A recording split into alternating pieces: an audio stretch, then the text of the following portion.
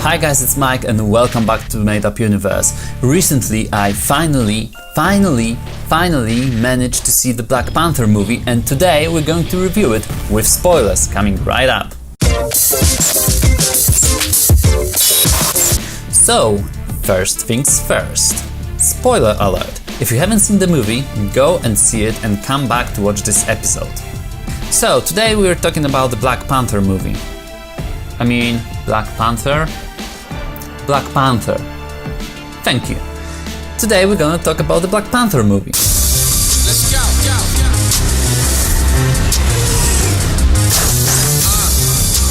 We are home. The movie tells the story of T'Challa, the king of Wakanda, highly technologically developed nation in the heart of Africa. It was directed by Ryan Coogler, who's 32, my age, and at such a young age, he's such an accomplished artist. He directed Creed and Fruitvale Station and received Top Audience and Grand Jury Award at 2013 Sundance Film Festival. So, what about the movie? I really enjoyed that movie, it's really great. Some people even say it's the best Marvel movie. I don't think I can agree with that. I think it's definitely in like top 5 or 6 Marvel movies, but it's got a strong competition out there. It needs to compete with Captain America, Winter Soldier and Civil War. It needs to compete with Spider-Man Homecoming, Guardians of the Galaxy, Thor Ragnarok and even Deadpool, although it's not really Marvel movie, but it's a Marvel character, so I count him in. The movie starts shortly after the events from Captain America Civil War. It tells the story of T'Challa, who's about to become a king of Wakanda. The real strength of the movie is the depth of the characters and how they develop.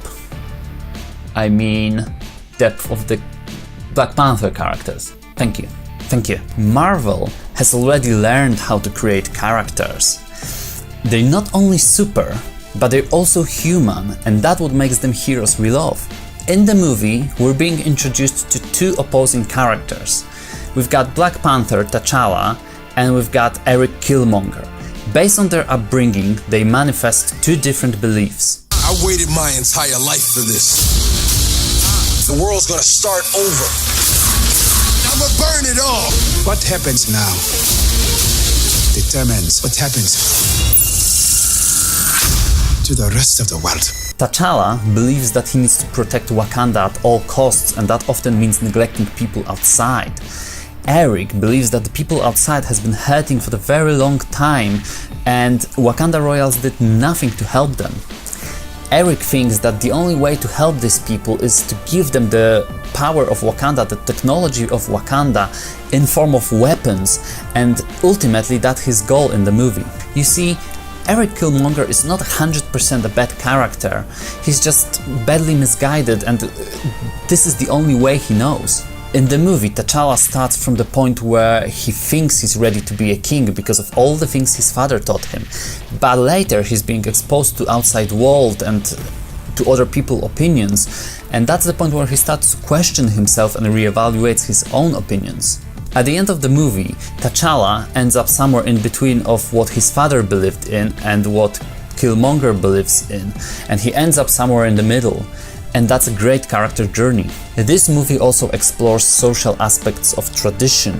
We can see that Wakanda is very highly technologically developed, but at the same time very traditional country. It quickly comes out that traditions of Wakanda might not be the best, and we find T'Challa being confused whether he should follow the traditions of Wakanda or follow his heart. And in the movie, we can experience that conflict.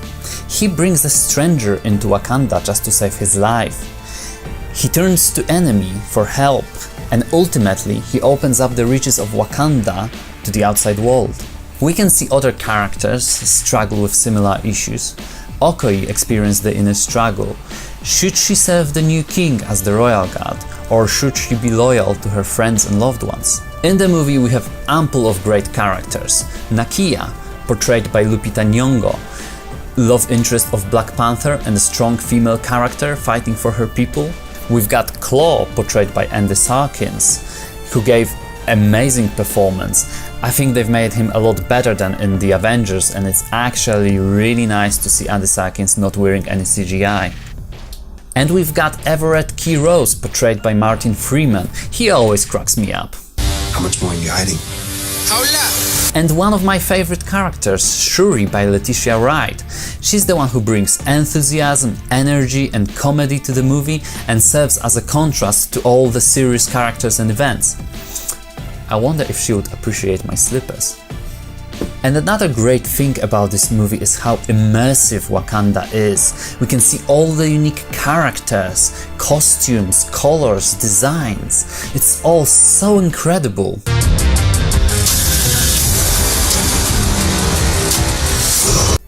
This movie takes us for an unforgettable journey into undiscovered land. So, are there any bad things about this movie, you ask? Well, yes, there are.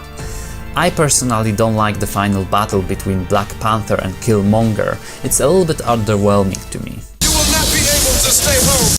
I think there's way too much CGI in that battle. I also don't like when the final fight between the heroes takes place in isolation. It was a similar problem with Wonder Woman, for example. Great movie, but the final battle is just in some remote location between her and the bad guy, and that's only it, and it doesn't feel significant. And it's kind of similar with Black Panther. They drop down into that vibranium mine and they just beat the out of each other. I think it would be better if they stayed on the surface and were fighting among all the other characters, and I think that would give a little bit more of a significance to this fight. We also can't see much of Eric Killmonger during the first part of the movie. There's probably like half an hour of the movie and he does not show up. So it kind of is like the first part of the movie is only about Wakanda and its problems, and then we, in the later part of it, being introduced into the bad characters and the actual conflict that's gonna happen at the end. And that's about it, really. So please let me know if you liked this movie. Let me know who's your favorite character as well in the comment section below. And if you like the video, please leave a like. And if you want to see more, subscribe to my channel. And see you next time in Made Up Universe. What are those?